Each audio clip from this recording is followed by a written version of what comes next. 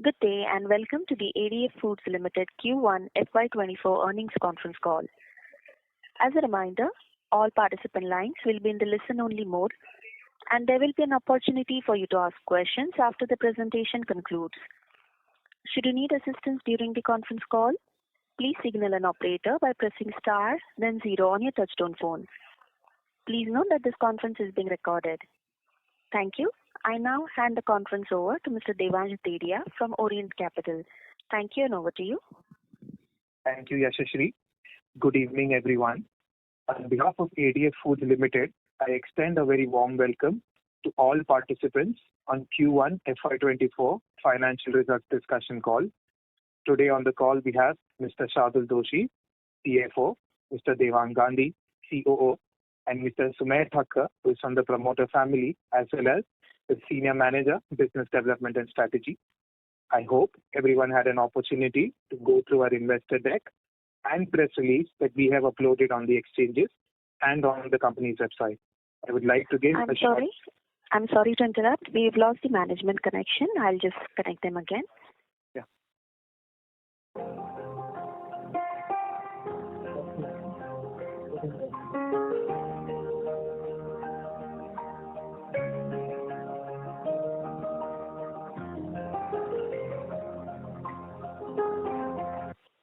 We have the management team back online. Sure. Devansh, please go ahead. I hope everyone had an opportunity to go through our investor deck and press release that we've uploaded on the exchanges and on the company's website. I would like to give a short disclaimer before we start this call. This call will contain some of the forward-looking statements which are completely based upon our belief, opinion, and expectation as of today. These statements are not a guarantee of our future performance and involve unforeseen risks and uncertainties. With that, I would like to hand over the call to Mr. Sumer Thakkar for his opening remarks. Hi, good evening, everyone. I'm pleased to welcome you all to our Q1 earnings conference call. We've been consistently improving our first quarter results since the past 2 financial years, and this quarter was no different. Our top line improved on a yearly basis, but what's more interesting is that our bottom line more than doubled as compared to first quarter of last financial year. This was achieved by a substantial increase in our margins, aided by operational efficiency and a softening of input costs as well as freight costs. As ambassadors of Indian ethnic food globally, we constantly try to innovate and bring new products so that a larger audience can enjoy the richness of the Indian culture worldwide. This quarter saw the launch of 2 new product lines under the Ashoka brand name: frozen curries for food service and restaurants, which include some popular dishes such as palak paneer, Punjabi chole, and dal makhani. The other product is pure butter ghee, a staple in every Indian household. We've introduced this in 3 different packs: 500 grams, 1 kg, and 2 kg.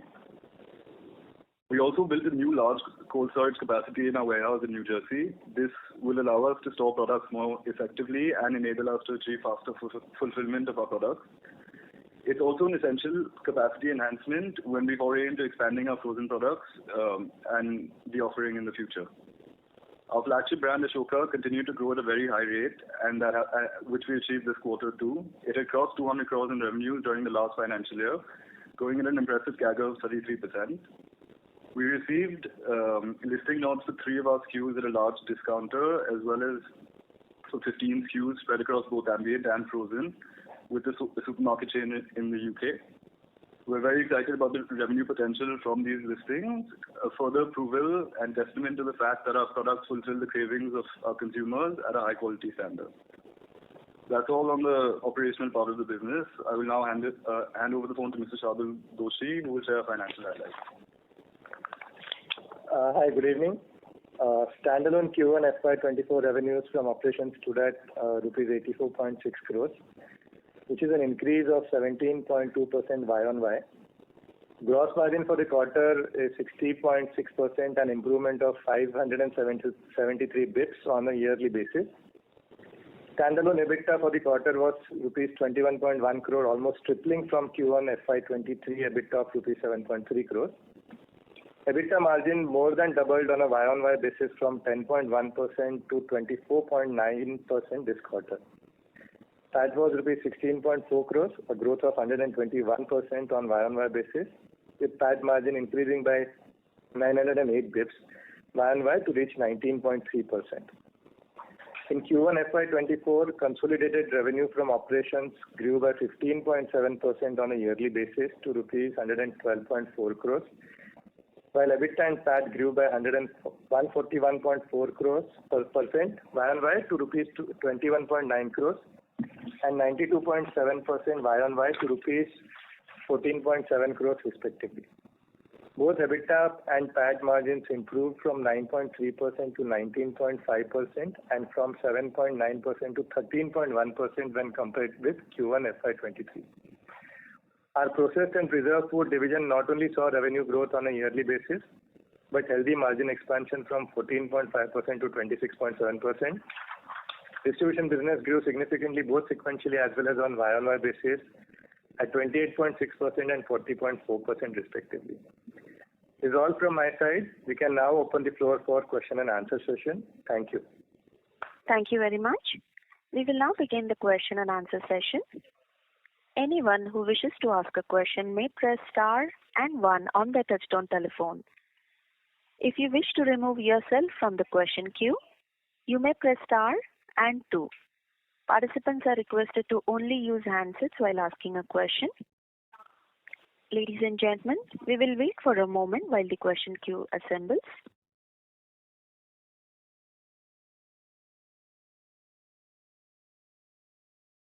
We'll take our first question from the line of Naveen Naredi from Naredi Investments.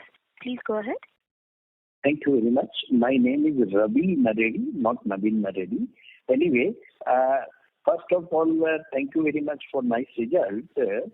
I would like to know how much percentage capacity utilization at US warehouses, and second, margin rise in quarter one, it will be regular phenomena, or in quarter two or financial year 24, it will be different story. So Ravi, in terms of capacity utilization in New Jersey, the cold storage is, it was up and running as of last week, but at maximum capacity we can do about 10 containers, which is roughly 400 pallets. Okay. And on your second question, historically in Q3 and Q4 we've had a better margin profile, but on a console level we're confident that we can achieve high teens, early 20s in EBITDA margin. Okay. And one more thing, how much capex plan for financial year 24 and 25, and how much top line we receive if we do 1 rupee capex?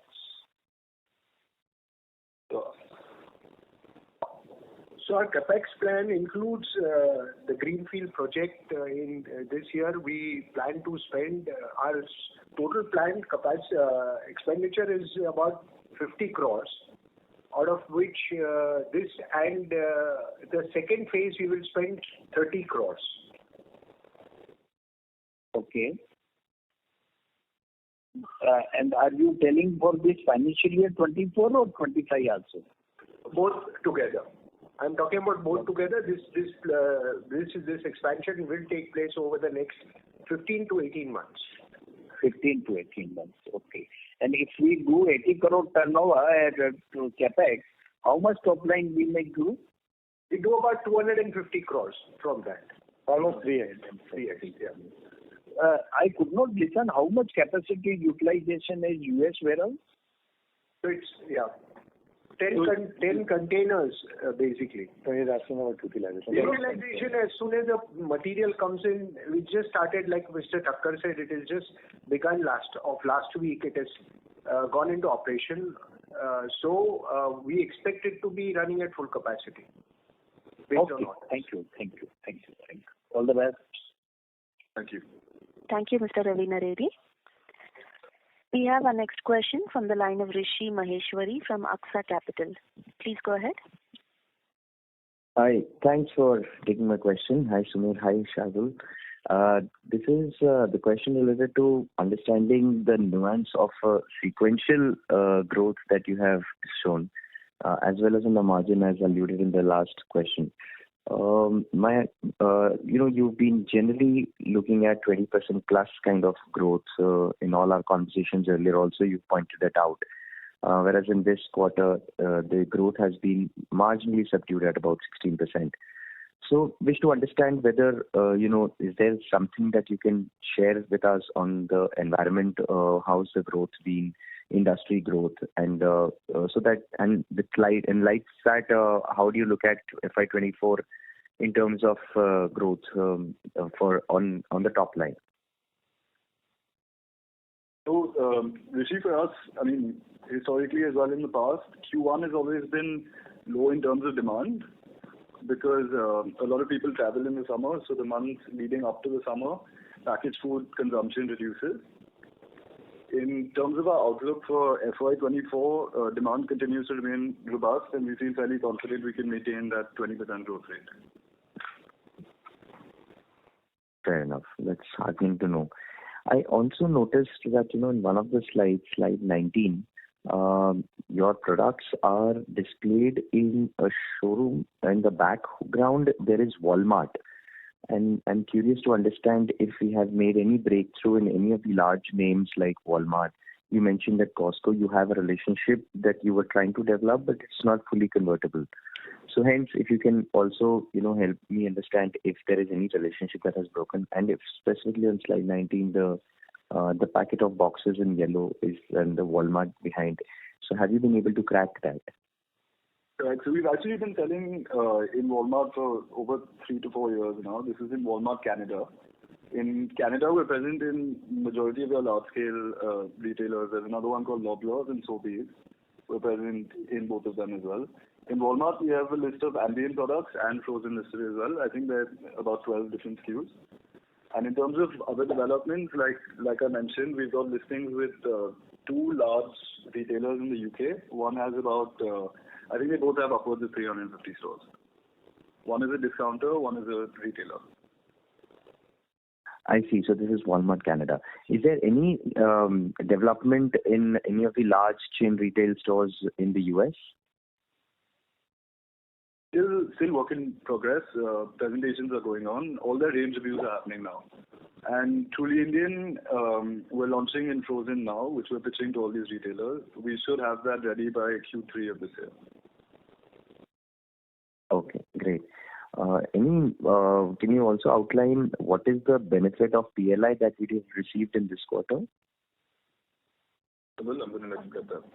So we have booked 1.5 crores in this quarter. All right. Thank you so much. That'll be all from my side. Thank you. We have our next question from the line of Devanshu Sampath from Avendus Wealth. Please go ahead. Yeah. Hello, sir. Good afternoon. So I have a few questions. Firstly, can you tell me what is the freight as a percentage of sales this quarter, console number? So in a standalone, it's around 7%. Okay. Can you give the console number also? So in the previous quarter, it was 8%. Now it's 7%. So it's in line with very, very similar to what we had in the last quarter. Okay. So I'm just trying to get a sense of your other expenses X of the freight rates, right? So if I'm assuming 8 crore as the number of your freight cost this year, your other expenses, excluding freight rates, have gone up in the last 1-2 quarters. So can you firstly just tell me, what has happened there, because the number that jumped up to about 21.5 crores from about 15-16 crores in the previous 3 quarters. So other expenses includes our professional fees, advertisement, sales, promotional, freight, travel and conveyance. So these are some of the major heads which we have. Also, let's understand some of these costs are fixed cost in nature, like rent and everything is fixed cost on a lower base than percentages. Looks higher. But in terms of absolute number also, I think as Sumer mentioned that there is a lot of focus on Truly Indian launch which we are doing. So there are some certain expenses which we have incurred in the market for doing those testings and the presentations which we have to do to them. So these are all kind of investments for us in a revenue expenditure manner. So there's no one-off as such in this quarter, right? No, no. Okay. And would you say your freight rates, if it's 7% average for the quarter, will it be, is that the bottoming out, or can it be lower in terms of, what your exit was for the month? So this is like a bottoming out. I think we can assume that this should remain for the year. 7% is the assumption for the year. Okay. Yeah. Okay. And can you also discuss what has led to lower margins in the distribution business, despite a 28% growth? So it's also about the sales mix generally. I think what happens is it's not really a function of, I think the products which we sell also makes a lot of difference. So last year we had products like atta and rice also as part of our kitty when we sold it in say UK. We had some of these products were there from Unilever as well as Patanjali, but now since they are banned now and these were high margin products, they are not available. We cannot sell them in the current year. But of course there is a growth which have happened on the other items, but margin may not be as high as what we would have seen in other products. So it's primarily because of the product mix. So it will be safe to assume that this 10%, between 9 to 10% is the number to work with at the EBIT level for the year?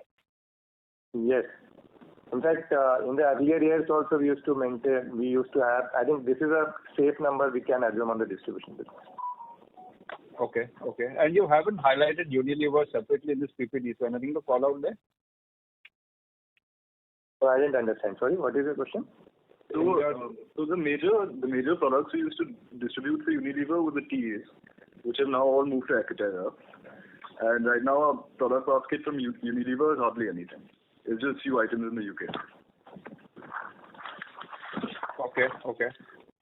Yeah, that's why the whole business has now moved to Equiterra. If you see the brands are same. It's the same Lipton, Brook Bond, tea products which have moved to Equiterra, and that's what we are selling there. So X of the tea, you're saying it's not like we've lost that account or something of that sort, right? Or we continue to... We still continue to sell the other items. We have No and a couple other brands of theirs that we handle in the UK. Okay. And I have a few more questions, if I may. Yep. So if I subtract your console numbers and standalone numbers, right, the numbers seem to have improved sequentially on an EBITDA level. So what has driven this, and can you give a sense of the outlook? So when we look at sequentially, yeah, what you say is right. See, what is the gap between your standalone and console is essentially a distribution business and your investment in the Indian brand, which we are doing, and the ADF Foods USA losses, which we have to incur. So what we have done is the distribution business has done well in terms of top line increase and as such there is a good contribution. We have reduced our fixed cost into the ADF Foods USA, which is Nets and PJ's business. While there is, of course, we have continued with our investment into the Indian brand, but right now even that has been slightly lower compared to the previous cost. So this is what has that's the gap between your standalone and console. Got it. And any update on Nets PJ's? Are we on track to making a comeback in the second half, or will it be pushed forward to 25? So we've submitted samples. It all depends on the supermarkets now. But we finalized a vendor and we sent samples and pricing. So. Sure. And just last question. We were obviously looking at a new distribution partner. So where are we on that right now?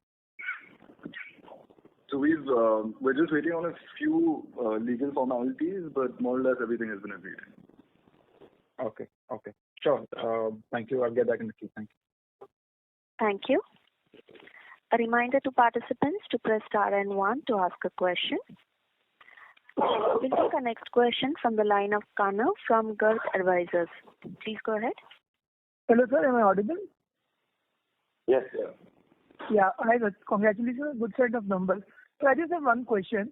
I mean, after looking at your investor presentation, I see that our processed food business has increased from 293 crores to 362 crores from FY21 to FY23. Right. However, if I look at your Ashoka brand contribution, right, the numbers that has grown from 119 crores to 211 crores.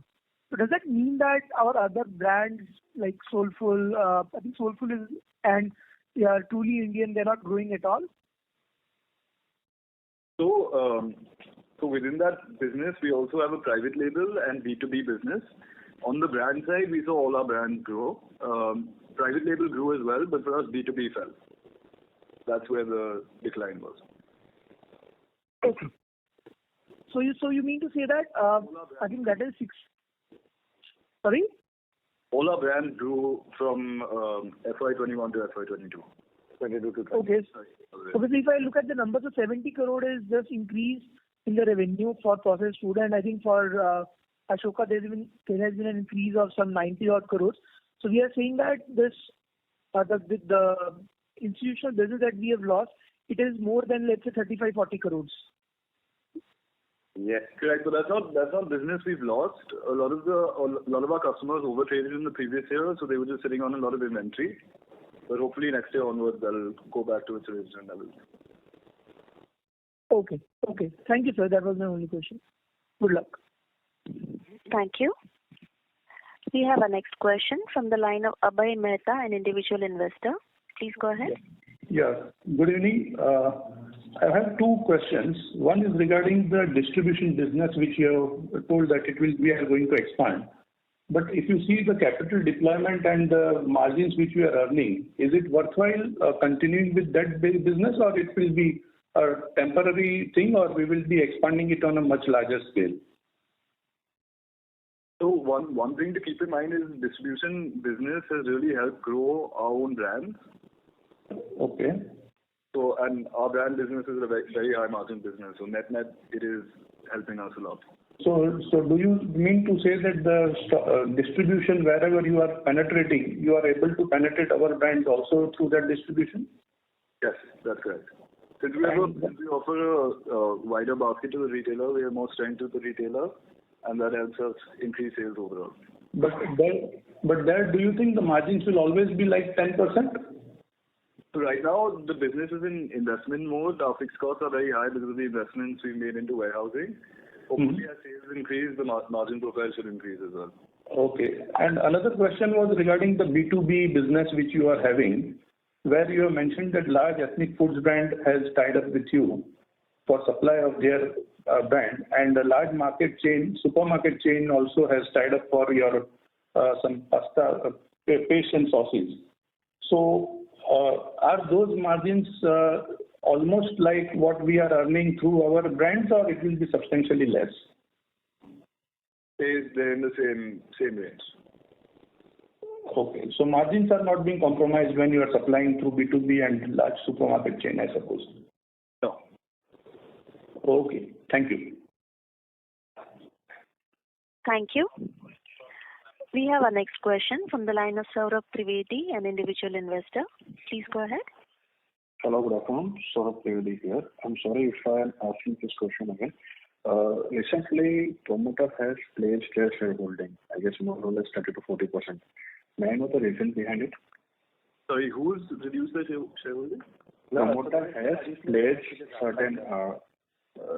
certain share of from their own portfolio.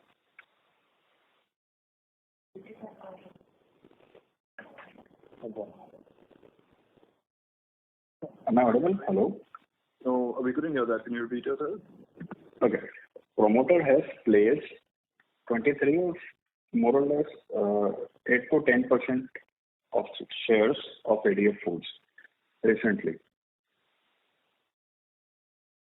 So, Yeah. So, hi, this is Shalaka. I'm company secretary, and the promoters have not recently pledged any additional shares. The shares were pledged last year, and those like 10% shares of the total shareholding, what you are saying, so total 10,50,000 shares have been pledged, which is 5% of the total shareholding.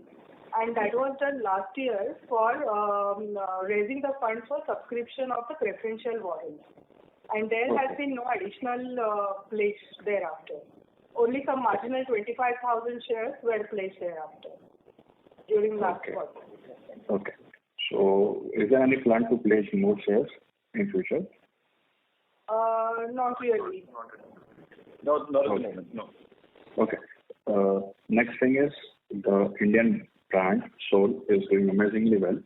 I'm living in Ahmedabad, so the neighbors that I'm surrounding with, I recommend them to use Soul brand, and they are very happy with the product. So I would just give a suggestion to please market this product as much as you can, because people are there who want to buy good quality products.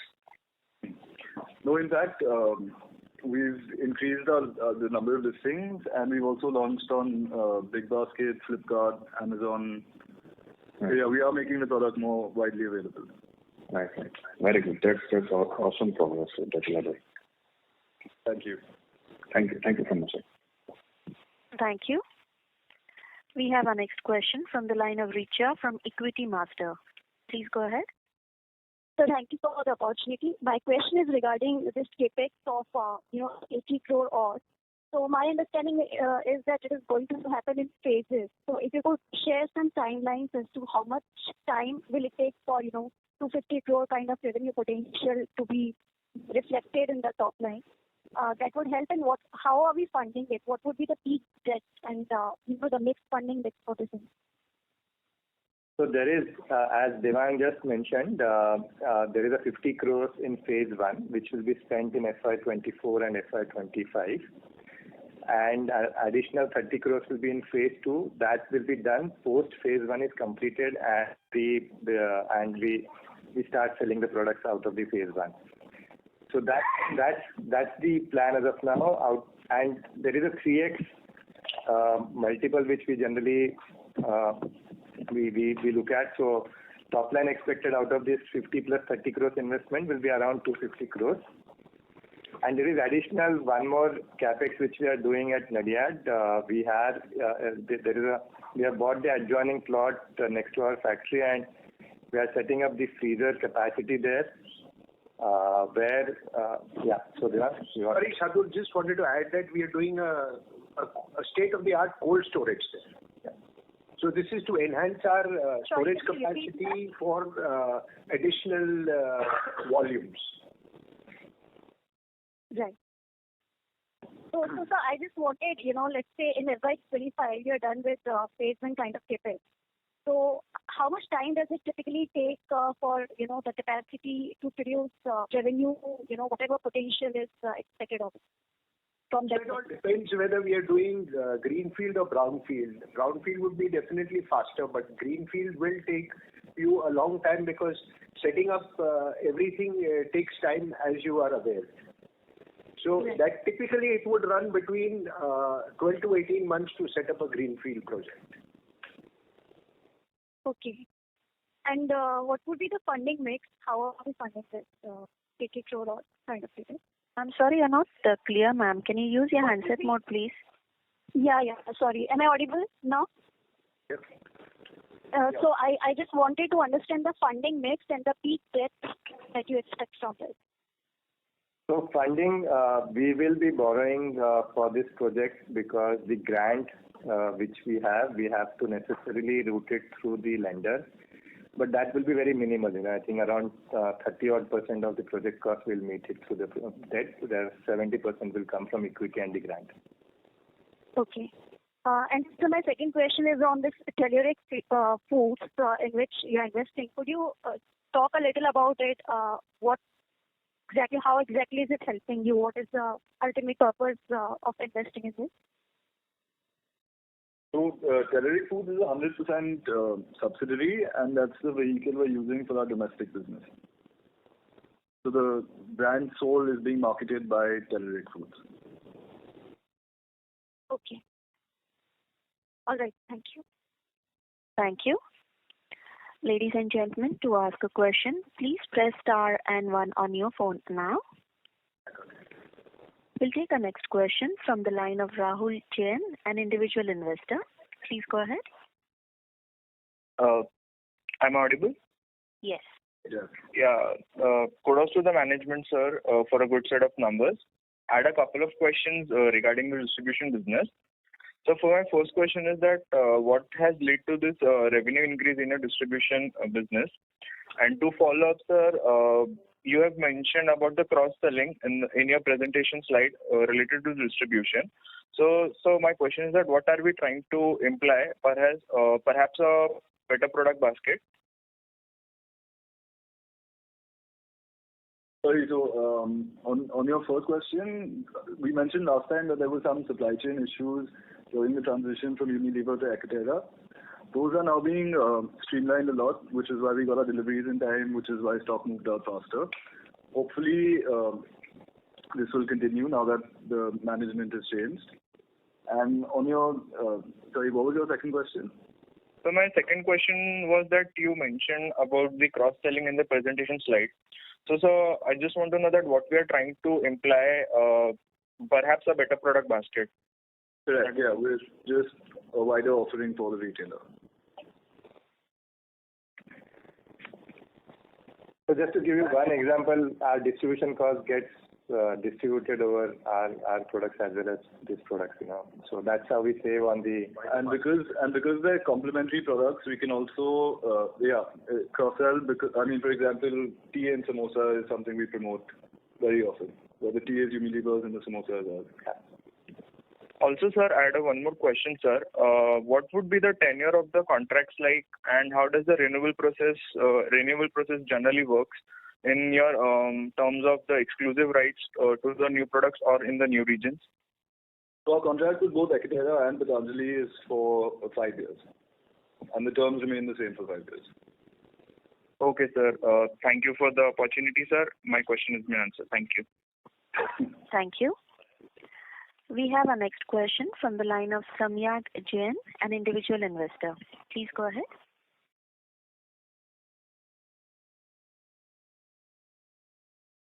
Mr. Samyak Jain, your line is unmuted. Please go ahead with your question. Hello. Yes, we can hear you. Am I audible? Yes. Yes. Yeah. So my question is we have brought all the new products recently for the 30-35 new products launch we have done under the Ashoka brand last year. And also I wanted to understand what is the process you have been following? So what research you do before bringing the new product launch? So we have our sales team based in all our various markets, and they actually go to the market on a daily basis. Then we also get feedback from a lot of our distributors. So they constantly monitor what's moving, what categories are trending, and based on that, then we do the back end accordingly. Okay. So my next question is what is the typical contribution of brands catering to the Middle East in the last 2 to 3 financial years? Need to understand their general trend. Sorry, I didn't quite catch that. What is the contribution of the brands catering in the Middle East, for 2 to 3 years, for last financial years, in the Camel and Aeroplane brand? So Camel and Aeroplane both we don't give brand-wise breakup, but Camel and Aeroplane have both been growing at about 20% year on year. Okay. And so were there any new launches for the same products, for same brand, and any plans for this year? No, we actually didn't launch anything under Camel and Aeroplane, but we are looking at a range of hot sauces under Camel. Okay. Are you looking for any acquisitions and all for the catering to the Middle East markets? We're actively looking at acquisitions, and the Middle East is something we've evaluated in the past. Yes. Okay. Does that answer your question, sir? Mr. Jain? Thank you. Yeah. We have our next question from the line of Abhay Mehta, an individual investor. Please go ahead. Thank you. This is the second time I am coming on call. But I was inquisitive about this inorganic acquisition which we are talking about. how far we are on this path, and whether we can expect anything in 23-24 or 24-25? So we evaluate a lot of proposals which comes to us, and as and when something happens, definitely I think we'll come back and talk about it and give more details about it. And will it be in domestic market or an international market? So domestic market, we have found that the expectations are too high at this point of time, but I think we being present largely in the international market, we are finding very attractive target companies there. I think so. This is what we have to say on the acquisition front. We will see. As I said, we will come back as and when something happens. Yeah, but it will be some cuisine-wise. It will be Indian cuisine, something we are looking at, or it will be an international cuisine that we are looking at. We're fairly open. It all depends on the opportunity that comes our way and what we can do with that business in the years to come. Okay. Thank you very much. Thank you. A reminder to participants to press star and 1 to ask a question. We'll take our next question from the line of Devanshu Sampat from Avendus Wealth. Please go ahead. Yeah, thanks for the follow-up. Just a few more queries, sir. So just to clarify this, between your two segments, right, how do you expense the distribution costs?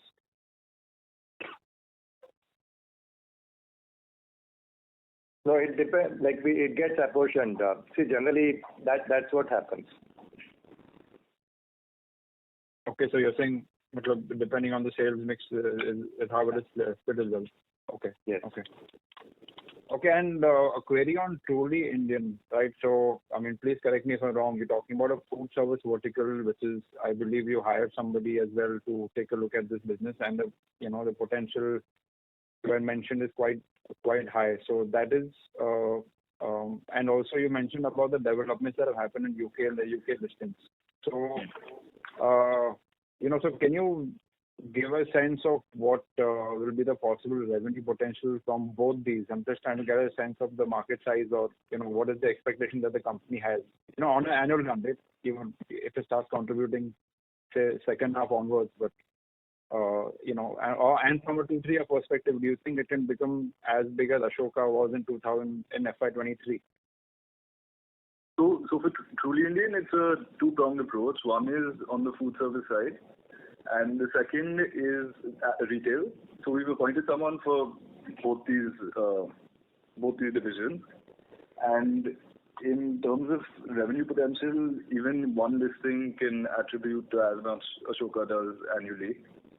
On the UK side, we've just sent out our first shipment, so it's too early to gauge potential revenue. It all depends on secondary sales.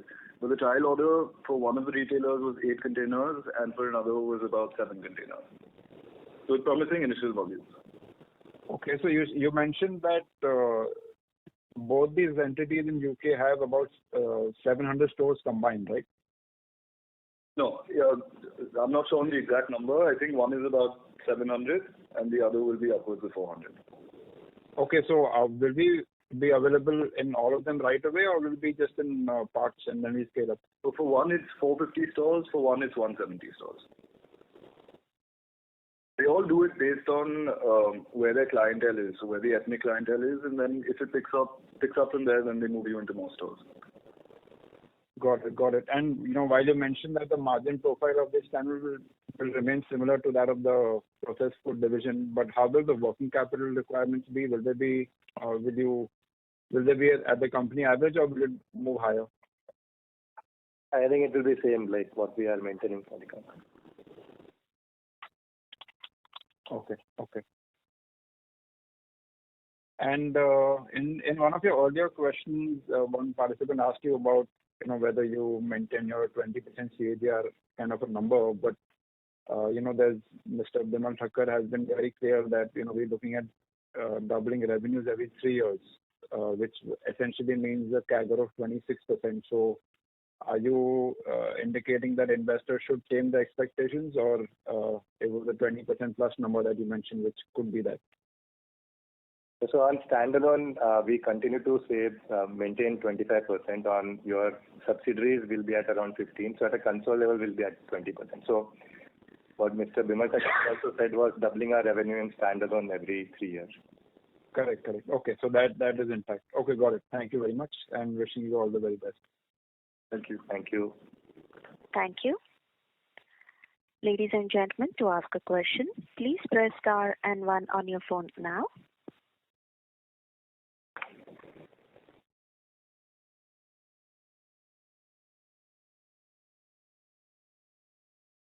As there are no further questions, I would now like to hand the conference over to Mr. Sumer Thakkar for closing comments. Over to you, sir.